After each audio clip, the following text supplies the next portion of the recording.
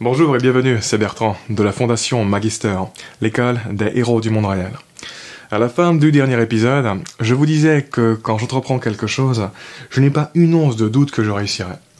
Mais ça ne veut pas dire que je n'agis pas comme si je devais créer ma chance et que je me relâche comme si c'était déjà acquis. Et ça ne veut pas dire non plus que je ne me planterai pas, ou même que je serais surpris de me planter.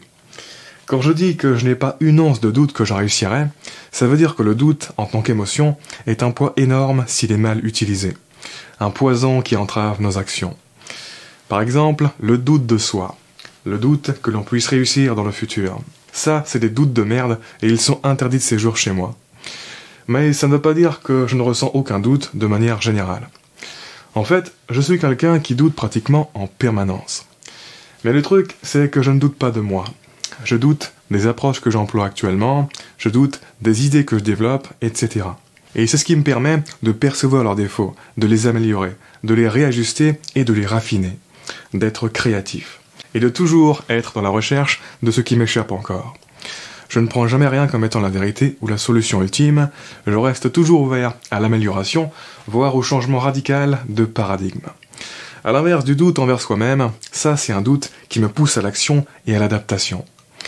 Pareil, quand ce que je fais est nul et bourré de défauts, je me dis pas que je suis nul et que je ne pourrai jamais y arriver. Je me dis que ce que je fais actuellement est nul et bourré de défauts et qu'il faut que je l'améliore en recherchant comment faire pour éliminer ces défauts un par un. Je dissocie ça de moi et de mon futur. Pour info, ce genre de doute, c'est plus généralement ce qui est appelé du pessimisme défensif. Le pessimisme défensif, en gros, c'est l'usage optimiste du système de pessimisme. Ce n'est pas du pessimisme pour éviter l'approche et la confrontation avec le monde. Non, c'est justement parce qu'on est sûr et certain que l'on va avoir une approche et se confronter avec le monde dans le futur que l'on utilise son pessimisme pour trouver à l'avance ce qui pourrait mal se passer, pour trouver nos failles, etc. Non pas pour fuir la confrontation, mais pour qu'elle se passe le mieux possible. C'est du pessimisme préventif pour éviter que les choses se passent mal quand elles vont se passer à cause d'un manque de préparation. C'est du pessimisme pour prendre les devants et résoudre les problèmes avant que ça ne soit trop tard. Dans cet usage-là, le pessimisme est un allié de poids. Et donc, avec tout ce que je vous ai dit jusque-là sur l'optimisme, n'allez pas croire que le pessimisme ne sert à rien. Le pessimisme, ça ne sert à rien quand on l'utilise tout seul, dans une approche de désengagement. Mais quand on l'utilise dans une approche d'engagement, en synergie avec l'optimisme, et que l'on active en même temps les deux hémisphères cérébraux, c'est là qu'on exploite le plein potentiel de son cerveau pour créer le meilleur futur possible. En d'autres termes, le pessimisme, ça ne sert à rien quand on le met en position de directeur, mais quand c'est l'optimisme qui nous dirige et que le pessimisme est un serviteur de notre préparation, là, c'est l'idéal. Bref, pour en revenir à ce que je disais, justifié ou pas, le doute envers moi-même et mon futur ne ferait que diminuer ma capacité objective de réussir dans le futur. Autrement dit, d'un point de vue purement stratégique et pragmatique, je me dois de ne pas douter. Comprenez bien que réussir dans la vie, ça nécessite des efforts patients et continus sur la durée. Et par conséquent, tout ce qui favorise les efforts patients et continus, c'est bon pour la réussite, et tout ce qui les empêche, c'est mauvais pour la réussite. Et donc, il faut arriver à reconnaître que quand on crée du doute envers son futur, ça impacte notre comportement et donc ça fait diminuer nos propres chances.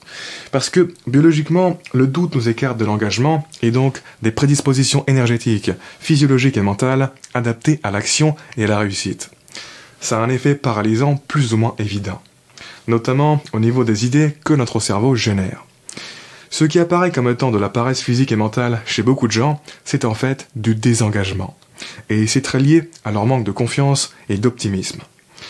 Imaginez l'inspiration, la motivation et l'énergie abondante que vous auriez si vous pouviez savoir à l'avance, avec certitude, que votre idée de projet en vaut la peine et sera un succès monumental, et qu'il faut juste le produire pour que ça arrive.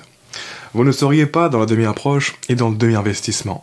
Vous ne vous arrêteriez pratiquement jamais de penser à ce projet et de travailler dessus, votre esprit serait canalisé là-dessus et il ne serait jamais pris de paresse.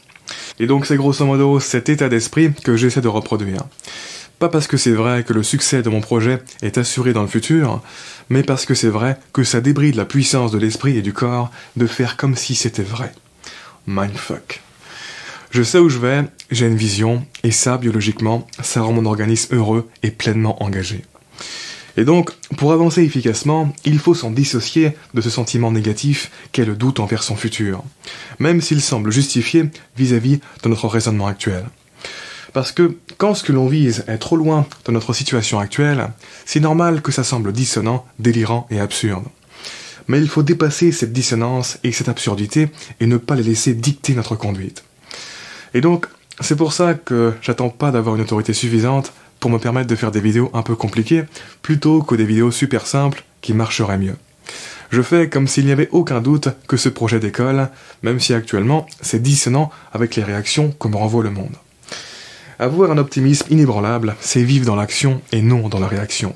Si vous attendez de recevoir certaines choses pour ressentir de bonnes émotions et passer à l'action, il y a de grandes chances que ça n'arrive jamais, parce que ce que l'on reçoit dépend de ce que l'on donne.